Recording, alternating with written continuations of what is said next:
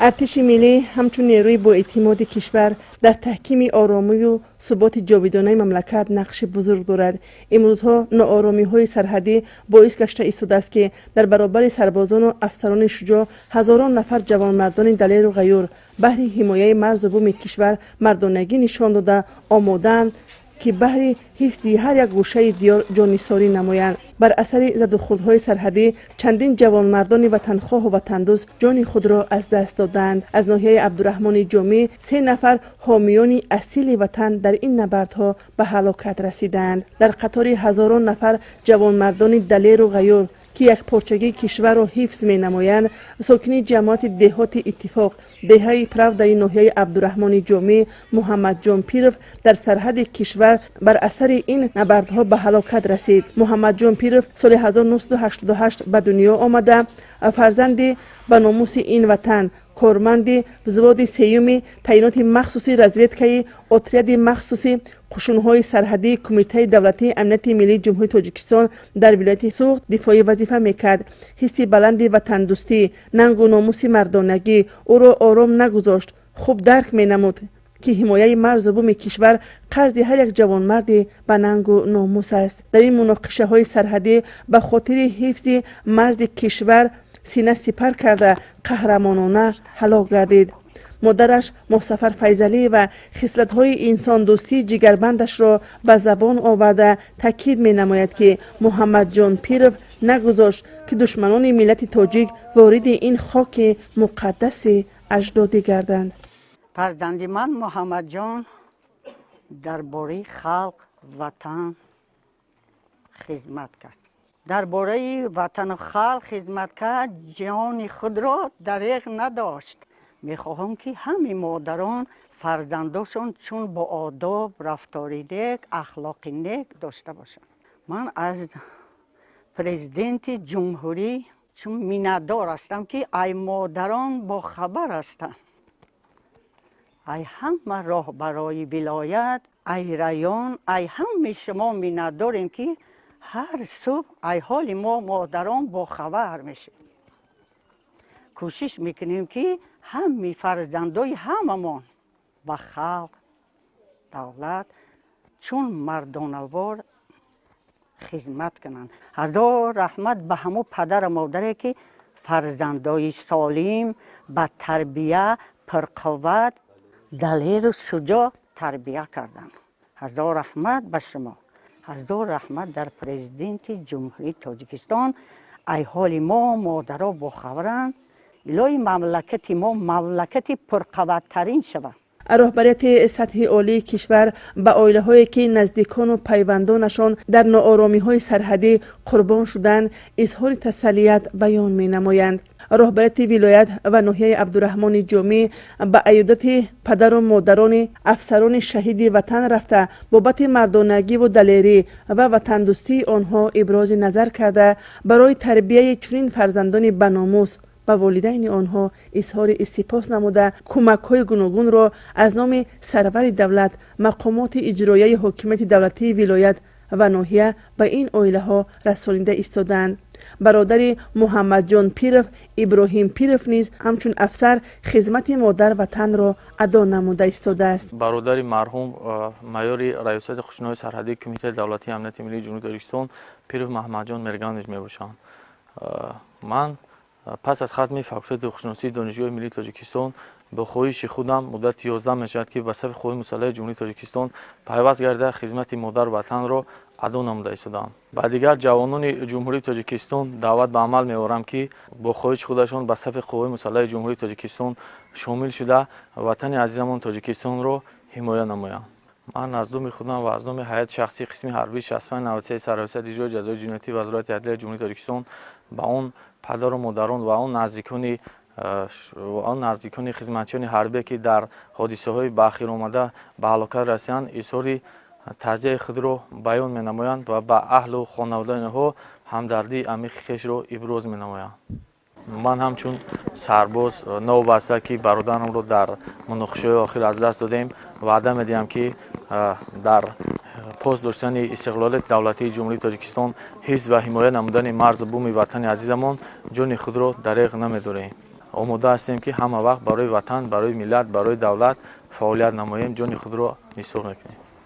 мо ҳамчун сарбоз аз асосиёни сулҳу ваҳдати миллӣ, пешвои миллат, президенти ҷумҳурии Тоҷикистон муҳтарам Эмомалӣ Раҳмон изҳори сипос ва миннатдорӣ баён менамоем барои дар як ҳолати вазъинӣ дар паҳлӯи мо будан, инчунин ба мақомоти иҷроии ҳокимияти давлатии вилояти Хатлон, ҳамзамон ба мақомоти иҷроии ҳокимияти давлатии ноҳия Абдурахмони Ҷомӣ изҳори сипос ва миннатдорӣ баён менамоем, ки моро дар ин рӯзҳо танҳо нагузоштанд. мо ҳамзамон аз фурсати муносиб истифода бурда аз тамоми ҷавонони ҷумҳурии Тоҷикистон даъват ба амал меорам, ки суханони асосиёни сулҳу ваҳдати миллӣ, пешвои миллат, президенти ҷумҳурии Тоҷикистон муҳтарам Эмомалӣ Раҳмонро сармашқи кори худ дониста дар таъмин намудани истиқлолият, дар ҳифз ва муҳофизати сарҳадоти давлатӣ саҳмгузор бошанд ва ба сафи қувваҳои мусаллаҳи ҷумҳурии Тоҷикистон даъват гарда хизмати ҳарбиро адо намоянд. والدان این جوانمرد اصیل در ایام جوانی قربان شده تاکید می‌دارند که امروز حمایت سرحد وطن قرض هر یک جوانمرد است. آرامی و آسودگی زندگی امروزه ما ثمره زحمت‌های پیوسته سربازان شجاع وطن میباشد. جان برای وطن نثار نمودن جوانمردان نشانه وطن دوستی و صداقت آنها می باشد. از جماعت دهات کلینین، دهه راه سوسیالیسم، شهرت جان تقای مرادزاده همچون سرباز قطاری در قسم نظامی 02-267 شهر اسفره با سربلندی ادای خدمت می نمود. این جوانمرد بناموس 10 ایون سال 1998 در ناحیه عبدالرحمن جامی به دنیا آمده است. از خردی در دل تنها یک آرزو می پرورید که سرباز وطن باشد و کشور خود را حمایت نماید. در نتیجه تداخل‌های سرحدی جان خود را از دست داد.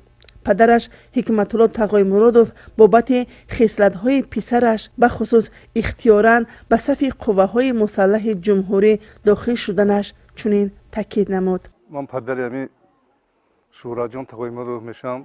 اگر امروز فرزندان ما وطن خودمان را حمایت نکنند، وطن ما رو کی حمایت میکنه؟ این فرزند دویمگی با خواهش خودش میخواد به وطن خود خدمت رسونه. امروز عائله هایی که فرزندان آنها بهر حفظ وطن قهرمانی نشان دادند تحت غمخواری پیوسته حکومت جمهوری ولایت و ناحیه قرار دارند. فرزند این خانواده فرقت تقای مرادوف حمایت وطن را رسالت هر یک جوانمرد می‌حسابد. برادر من دوام 1 سال 8 ماه میباشد که در سرحد تاجیکستان قرقیزستان خدمت میکنه و تمام جوانانی که در تاجیکستان هستند میگوییم که رفته ادای خدمت کنند، تاجیکستان سرحد خودمان را حفظ کنند، زیرا که هیچ کس دیگر از خارجه سرحد ما را حفظ نمیکند. باید خودمان مردانوار رفته خدمت کنیم. شخصا خودم رفته عریضه خود را به قید گرفتم و میخواهم مردانوار رفته خدمت کنم. در قطار صدها فرزندان با ننگ و ناموس نورزاده عبدالرحیم که سال تولدش 19 نوامبر سال 1999 زاده جماعت دهات یکتوت دهه به نام نصرت الله مخزومов همچون سرباز قطاری در قسم نظامی 0215 شهر اسفره قشون‌های سرحدی کمیته دولتی امنیت ملی جمهوری تاجیکستان به خلق وطن خدمت میکرد. عبدالرحیم نورزاده اختیاراً به صف قوه‌های مسلح جمهوری داخل شده آرزوی در سرحد خدمت نمودن را در دل میپرورید. تاکید نمود والدان این سرباز وطن دوست. در چند ماه 1 سال شد در خدمت حربی در سرحد ولایت سوق ریان اسفرند خدمت میکرد. از سوی ناخلافانی که در سرحد گذشت از دنیا گذشته. در جوانش میرفت صورت میگرفت، در جای صورت خونه ها با لوق سلطی صورت میگرفت میامد. در همه خونه داریم صورت سلطی داشت کشوال میکرد. بعد چندین بارها ترکشم کردم اومده همه سرحد خدمت میکنم. یگان جایگاه من نمیرم در سرحد مرد بهانش بهادر خواهش خودش در سرحد استاد خدمت کرد. در کتاب هم گذاشتگیه که حبل وطن من الایمان میگه دوست داشتن وطن از ایمانداری است. هر یک کس باید، هر یک جوان ما، نه جوان دیگر مردمانی که در تاجیکستان در سرحد هستند باید مردم بومی خود را باید حمایت کنند. این از ایمانداری است. در دوران در مؤسسه تعلیمی تحصیل نمودنش بیشتر وقت با لباس سربازی رسم می گرفت. آرزو میکرد که بعد با موفقیت به اتمام رساندن تحصیل همچون سرباز اختیاراً وطن ماده را حفظ می نماید. رسالت مردانگی خود را به سامان رسانید. کشور خود را حفظ کرد. نگذاشت که ناخلف وارد سرحد کشور ما باشد. رهبری ولایت و ناحیه از نام سرور دولت کمک‌های گوناگون را به این خانواده رسانیدند. نزدیکان و پیوندان این فرزندان شجاع بابت حمایت کشور وارد شدن به صف قوه‌های مسلح جمهوری که قرض جوانمردی هر یک فرزند به ناموس وطن است چنین تاکید می‌دارند. عبدالرحیم بسیار پسر دلیر، شجاع، بسیار جوانمرد بود.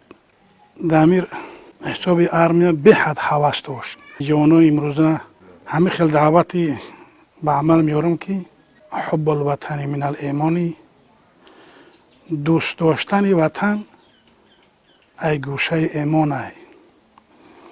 باید جوانمرد مرز بومی خود را به حد باید نگاه بکنه. اگر ما مرز بومی خود را نگاه نکنیم، اگر این همیشه خیلی ناخلف هایی که عهدشکنی کردن جوانای حاضره انا همین پسرها را نگاه کرده باید که به حد ناموس کنند برای مرز بومی وطن خود را حمایت کردن. وطن را صمیمانه باید دوست داشت. کار و عمل این جوانمردان وطن دوست برای نسل‌های آینده سبق عبرت‌آموز است. امروز طرف‌ها به سازش آمدند تا صدای تیر و تفنگ شنیده نشود و مادر اشک نریزد.